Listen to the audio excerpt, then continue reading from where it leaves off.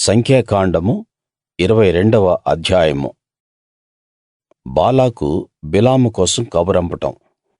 తరువాత ఇశ్రాయేలీయులు ప్రయాణం చేసి యెరికోకు ఎదురుగా యొర్దాను తీరంలో ఉన్న మోయాబు మైదానాల్లో శిబిరం వేసుకున్నారు. సిప్పోరు కొడుకు బాలాకు ఇశ్రాయేలీయులు అమోరీయుల పట్ల చేసిందంతా చూశాడు. ప్రజలు ఎక్కువగా ఉన్న కారణంగా మోయాబీయులు వారిని చూసి చాలా కంగారుపడ్డారు. మోయాబీయులు ఇశ్రాయేలీయులను చూసి భయభ్రాంతులకు లోనయ్యారు. మోయాబీయులు మిద్యాను పెద్దలతో ఒక ఎద్దు పొలంలో ఉన్న పచ్చిగడ్డి తినేసినట్టు ఈ జనసమూహం ఇప్పుడు మన చుట్టూ ఉన్నదంతా తినేస్తారు అన్నారు. ఆ కాలంలో సిప్పోరు కొడుకు బాలాకు మోయాబీయులకు రాజు. కాబట్టి అతడు బెయోరు కొడుకు బిలామును పిలవడానికి అతని ప్రజల దేశంలో ఉన్న నది దగ్గర ఉన్న పేతోరుకు ఇలా కబురంపాడు. చూడు, ఒక జాతి ఐగుప్తులో నుంచి వచ్చింది. వారు ఈ ప్రదేశమంతా కమ్మి ఇప్పుడు నాకు ఎదురుగుండా శిబిరం వేసుకున్నారు. కాబట్టి నువ్వు దయచేసి వచ్చి నా కోసం ఈ జనాన్ని శపించు. వారు నాకంటే చాలా బలవంతులు. ఒకవేళ నేను వారి మీద దాడి చేసి వారిని ఈ ప్రదేశం నుంచి తరమగలుగుతానేమో. ఎందుకంటే నువ్వు దీవించిన వాడికి దీవెన, శపించిన వాడికి శాపం కలుగుతాయని నాకు తెలుసు అని అన్నాడు. కాబట్టి మోయాబు పెద్దలు, మిద్యాను పెద్దలు భవిష్యవాణి చెప్పడానికి ఇచ్చే చెల్లింపు తీసుకుని బిలాము దగ్గరికి వచ్చి బాలాకు మాటలు అతనితో చెప్పారు. అతడు వారితో, ఈ రాత్రి ఇక్కడే ఉండండి. యెహోవా నాకు చెప్పిన మాటలు నేను మళ్ళీ వచ్చి మీతో చెప్తాను అన్నాడు. అప్పుడు మోయాబు నాయకులు ఆ రాత్రి బిలాము దగ్గర ఉన్నారు. దేవుడు బిలాము దగ్గరికి వచ్చి, నీ దగ్గరున్న ఈ మనుషులు ఎవరు అన్నాడు. బిలాము దేవునితో, సిప్పోరు కొడుకు బాలాకు అనే మోయాబు రాజు వార్త పంపించి, చూడు, ఒక జాతి ఐగుప్తు నుంచి బయలుదేరి వచ్చింది. వారు ఈ ప్రదేశమంతా కమ్మి ఉన్నారు. నువ్వు వెంటనే వచ్చి నా కోసం వారిని శపించు. ఒకవేళ నేను వారి మీద దాడి చేసి వారిని ఈ ప్రదేశం నుంచి తరమగలుగుతానేమో అని వీళ్ళతో నాకు వార్త పంపించాడు అన్నాడు. దేవుడు బిలాముకు జవాబిస్తూ, నువ్వు వారితో వెళ్ళకూడదు, ఆ ప్రజలను శపించకూడదు. వారు ఆశీర్వాదం పొందిన వారు అన్నాడు.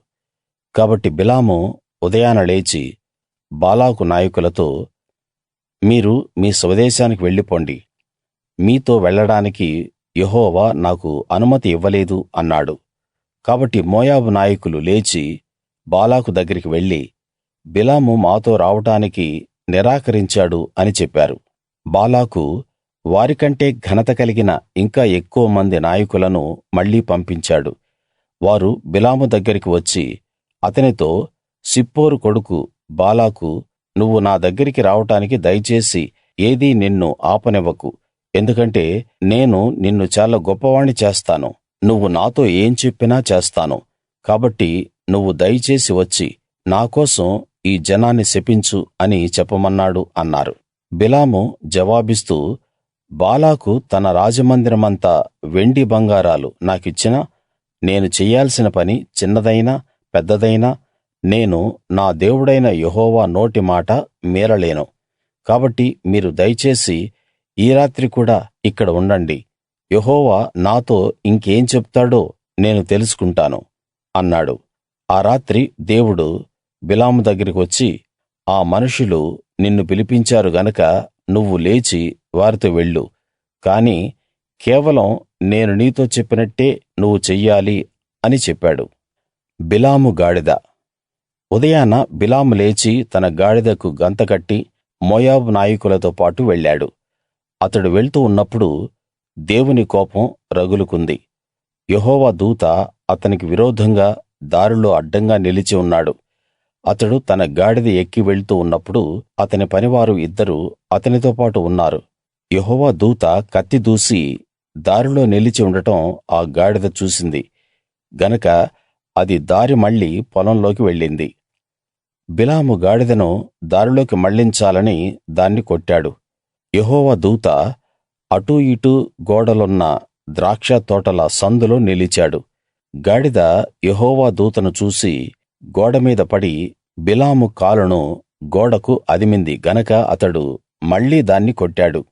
యెహోవా దూత ముందుకు వెళ్లి కుడికైనా ఎడమకైనా తిరగడానికి దారి లేని ఇరుకు ప్రాంతంలో నిలిచినప్పుడు ఆ గాడిద యెహోవా దూతను చూసి బిలాముతో బాటు క్రింద పడిపోయింది గనక బిలాము మండిపడ్డాడు. తన చేతి కర్రతో గాడిదను కొట్టాడు. అప్పుడు యెహోవా ఆ గాడిద నోరు తెరిచాడు. అది, నువ్వు నన్ను 3 సార్లు కొట్టావు, నేను ఏమి చేశాను అని బిలాముతో అంది. బిలాము, నువ్వు నన్ను ఒక వెర్రివాణ్ణి చేశావు, నా చేతిలో కత్తి ఉంటే నిన్ను చంపేసేవాణ్ణి అన్నాడు. ఆ గాడిద, ఈ రోజు వరకూ నీ జీవితమంతా నువ్వు స్వారీ చేసిన నేను నీదాన్ని కాదా? నేనెప్పుడైనా నీ పట్ల ఈ విధంగా చేశానా అని బిలాముతో అంది. బిలాము లేదు అన్నాడు. అప్పుడు యెహోవా బిలాము కళ్ళు తెరిచాడు గనక దూసిన కత్తి చేత్తో పట్టుకుని దారిలో నిలిచి ఉన్న యెహోవా దూతను అతడు చూసి తల వంచి సాష్టాంగ నమస్కారం చేశాడు. యెహోవా దూత, నీ గాడిదను 3 సార్లు ఎందుకు కొట్టావు? చూడు, నా దృష్టిలో నువ్వు దుర్మార్గమైన పనులు చేశావు గనక నేను నీకు విరోధిగా వచ్చాను.